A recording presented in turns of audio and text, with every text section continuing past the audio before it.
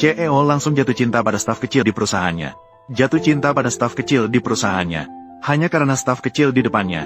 Dengan istrinya. Sangat mirip. Namun gadis itu mengatakan, dia tidak mengenalnya. Karena dia pikir CEO, sebagai orang terkaya di dunia, pasti salah orang. CEO mendengar. Dia pikir itu hanya kebetulan. Tanpa dia sadari gadis di depannya adalah istrinya. Ternyata 2 tahun yang lalu, gadis itu bersama CEO di depan kakeknya. Setelah menerima sertifikat, CEO mengikuti rencana kakeknya, pergi ke Amerika untuk pengobatan. Sementara gadis di sampingnya menderita prosopagnosia sejak lahir. Sepanjang waktu, dia tidak pernah benar-benar melihat wajah asli CEO. 2 tahun berlalu begitu cepat. Gadis itu menjadi seorang staf kecil di perusahaan kecil. Dan hari ini adalah hari di mana perusahaan memiliki CEO baru. Kau sengaja kan? CEO akan segera tiba. Apakah kau sengaja ingin merusak riasanku? Menarik perhatian CEO, kan? Maafkan saya, ketua tim. Data ini, manajer Liu butuh ini dengan cepat. Saya baru saja di kantor dan tidak menemukan orangnya. Paman menyambut CEO di pintu depan. Ikuti aku. Kamu menderita prosopagnosia. Bisakah kamu mengenal paman saya? Ini tidak sulit. Dialah yang melihat manusia melalui lubang hidungnya. Manajer Liu, ini data yang kamu minta. Coba pikir sekarang jam berapa. Segera letakkan data itu dan berikan ke saya. Berdiri di belakang. Pak Pei akan segera tiba. Selamat datang kembali ke negara Pak Pei. Apakah kita pernah bertemu di suatu tempat? Jika Pak Pei bilang kita pernah bertemu, maka kita pernah bertemu. Kita pernah bertemu. Tidak pernah bertemu kan? Pak Pei adalah orang terkaya di dunia.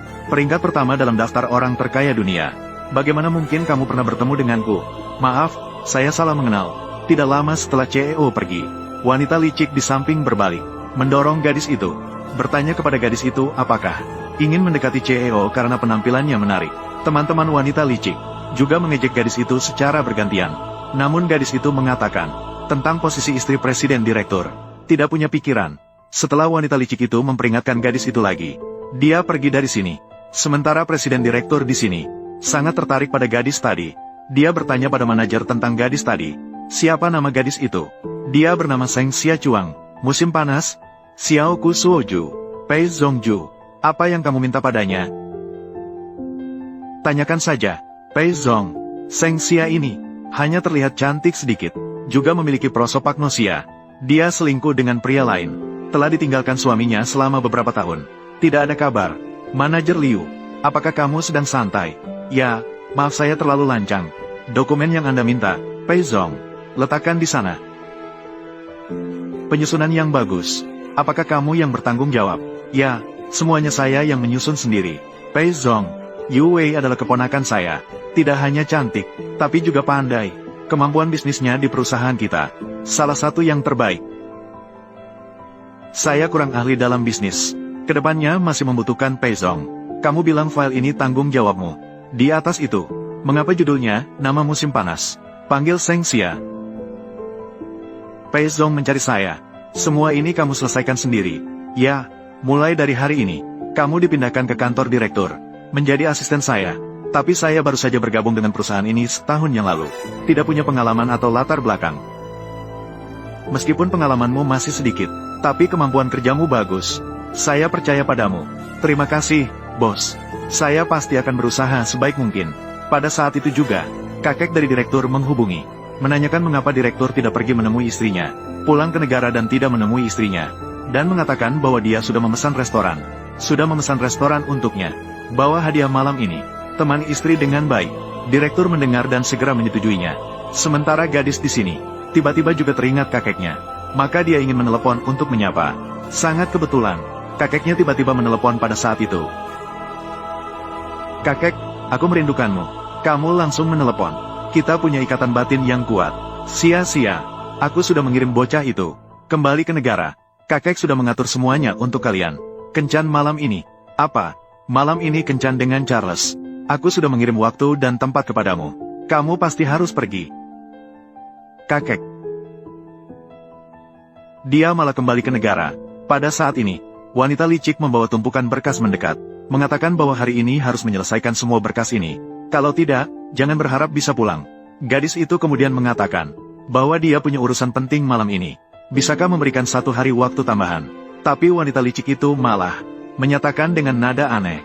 Kalau gadis itu punya keluhan, silakan temui direktur untuk mengadukan. Ah, pekerja. Lebih baik fokus dulu pada pekerjaan. Hari esok, Wan, ada apa? Sia-sia, baru saja kenal cowok ganteng. Kenalkan aku padanya. Apakah kamu ingin memiliki rambut? Atau yang botak? Ah, lupakan saja. Seharusnya aku tidak bertanya pada orang yang menderita prosopagnosia. Maukah kamu menemaniku malam ini? Ayo pergi ke bar minum 1 gelas. Oh ya, kalau kamu tidak bilang, aku sudah lupa. Aku sudah punya janji malam ini. Apa? Tidak mungkin itu. Sudah 2 tahun di luar negeri. Pria brengsek yang tidak pernah pulang. Itu dia. Untungnya aku ikut. Tunggu sebentar. Saya akan memeriksanya untuk Anda. Aku pergi ke kamar mandi untuk touch-up. Bisakah kamu menjagakan ini untukku? Sudah berdandan rapi. Kekuatan cinta. Tunggu sebentar. Si brengsek itu namanya apa? Charles. Ayo kita janjian di Hotel Mawar. Itu dia. Maaf, minuman Anda. Ya, wah, cowok ganteng. Kamu punya pacar? Bermain-main dengan perasaan orang. Bagaimana dia bisa berubah seperti ini? Cowok ganteng yang luar biasa. Namamu siapa? Katanya kamu jadi kurus. Kamu pernah bertemu denganku? Kamu bukan mantan pacarku kan? Tapi seharusnya tidak. Orang seperti kamu yang luar biasa. Aku pasti ingat. Apakah kamu benar-benar menyembunyikan sesuatu dari saya? Berapa banyak cowok yang kamu cari? Aku tahu. Kamu operasi plastik di luar negeri. Hidung dan matamu. Penampilannya benar-benar bagus. Aku masih punya urusan. Aku pergi dulu. Sangat tampan. Sifatnya benar-benar buruk. Bagaimana kabarnya? Apakah dia sudah datang? Tidak masalah. Masih pagi. Pria anjing ini meninggalkanmu selama 2 tahun. Tidak ada kabar sama sekali. Sekarang masih membiarkanmu menunggu. Tunggu sampai aku bertemu dengannya lagi. Aku pasti akan menata dia. Mungkin ada urusan mendadak.